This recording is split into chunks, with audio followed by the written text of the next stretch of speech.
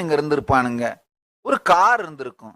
நான் பாட்டுக்கு வாய்க்கு வந்தது எதையோ ராமா கிருஷ்ணா கோவிந்தான்னு 4 பேருக்கு நல்லத சொல்லிப்புட்டு அப்படியே இருந்திருப்பேன்லடா. என்னைய போய் அடி அடி அடின்னு அடிச்சா நான் என்னதான் பண்ணுவேன்? சரி, எங்கேயோ ஒரு இடத்துல வாழ்ந்து தானே ஆகணும். செத்தா போக முடியும். இந்த மதத்துல தற்கொலைக்கும் சாகறதுக்கும் பர்மிஷனும் கிடையாது. அப்ப நான் என்ன பண்ண வேண்டியதா போச்சு? எங்க தாண்டா போறதுன்னு பார்த்தேன். பெங்களூர்ல ஒரு 4 நல்லவங்க நகரத்தார்கள், நாட்டுக்கோட்டை நகரத்து செட்டியார்கள், திருச்சி சுவாமியோட அன்பர்கள். அவங்க வந்து, சாமி நீங்க பெங்களூர்ல வந்து ஒருத்தரை ஹீல் பண்ணீங்கன்னா 101 ரூபா கொடுக்குறோன்னு சொன்னாங்க. சரி, 101 ரூபா கொடுக்குறாங்களேன்னு பெங்களூர்ல ஹீல் பண்ண போனேன். அவருக்கு நல்லபடியா ஹீல் ஆயிருச்சு.